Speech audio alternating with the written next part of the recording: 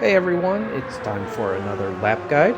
We're back at Le Mans in Group 1 prototypes. If you struggle in the Porsche curves or that whole section in general, grab the 919 Hybrid. This car makes that section very easy, as you'll see when we get there. After that, stay to the end and we'll talk fuel and tire strategy for this week's Race C. Let's get started. Okay, for turn 1, full throttle. Take a line that keeps you to the right. Your braking point comes up very fast. That is this first total sign. Down to 4th, letting the car roll, flip the throttle and accelerate out, keeping to the left side. Full throttle through here again, moving to the right side. For this left-hander, I dab the brake just after the last pylon, drop a gear, let the car roll to the apex. It's a comfortable way to take this turn. Maybe not the fastest, but it prevents running wide into these green pylons and getting a track limits penalty. Full throttle after that, even through the right-hander, just chuck the car into the corner, watch your track limits on exit, and again on your right as you enter the Mulsanne straight. I did this practice in a custom race in the World Circuits. That's why you'll see an AI car rolling around somewhere. For the first chicane, you'll brake at the 100 board, believe it or not. You can brake so late in this car. I drop down to 4th, braking in a straight line. Once the car is straightened, give the brake another tap just to be sure I don't run wide and accelerate out of the apex. The second chicane, it's the same story, braking at the 100 board. There's a lot of trees around it, so to spot it better, here is that 100 board. Right before that is a slight clearing where exposed tree trunks are visible.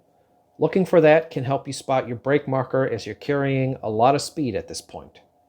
Now this chicane is a little tighter, so you may need to brake a touch more to not run wide right here as you accelerate out of the final apex. For more eagle-eyed viewers, you may note I am shifting to 7th gear at around 175 or 176 miles per hour. We'll get to wide later, file that away for now. Eventually, at the end of the straight, heavy braking just before the bend of this curve where it juts out into the track, all the way down to 3rd, smoothly rolling on the power. Fast forwarding down the Indianapolis straight, this is a tricky little turn. Just past the 100 board is a section of white painted barrier. I use this as my mark to turn into the corner, which is full throttle. For braking, you actually want to brake around this piece of tarmac up here on the right. It's hard to see and race traffic makes it even tougher. Similar to looking for the tree trunks back in the chicane, look for the end of this curve. This is your quote-unquote warning light that you're just about to hit your brake marker. Down to 4th, accelerate smoothly out. Be ready to brake again quickly. Do so at the second advertisement board. Don't take too much to the apex curb though. You can throw the car all over the place. And to get a really nice, smooth exit here. On to the section, starting with the Porsche curves, which is very easy in this car. Full throttle through much of that section. I've got another turn-in marker for you. It's the second advertisement board on the left. Again, full throttle through here, but the track narrows a lot as you turn right. So watch that you don't run off track, flip the apex, watch the wall, flip another apex, safety lift at the red sign if you feel the need, but you will need to lift and turn left. About 160 seems right for that corner. Straight line the right-left combo as much as possible. Pit entrance will be coming up on the right. Brake just before the V shape in the lines. This isn't as heavy of a braking zone as you might think. 4th gear should work through here.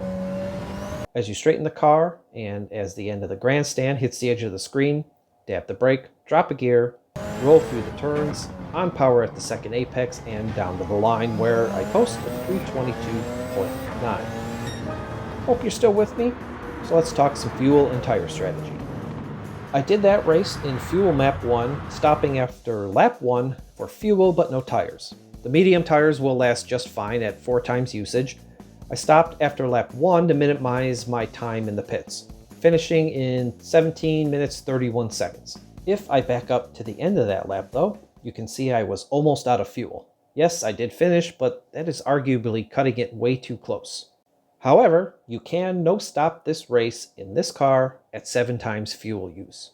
We'll watch the end of that race now. This may not be the best no-stop method, but I did manage to do it utilizing a couple of steps. First is use fuel map 4 for the whole race. Second, Shifting into 7th gear, about 176 miles per hour, as I mentioned earlier in the video. Next, minimize your time in 3rd gear, using 4th for all but the slowest corners. In fact, from the start-finish line all the way to the end of the Mulsanne straight, I never went below 4th, using only 3rd a couple of times the remainder of the lap. Finally, regardless of speed, I shift into 7th at the portion curves. I did follow all these steps during the lap I used for the guide as well. Speeding up to the end of the lap now, as I cross the line, I have 0.3 laps of fuel left. This is a little bit better of margin of error than my one-stop attempt. The total time wasn't much different either, coming in at 17 minutes 33 seconds. Let me know in the comments which strategy would you choose, or would you do it different? Good luck, and as always, thanks for watching.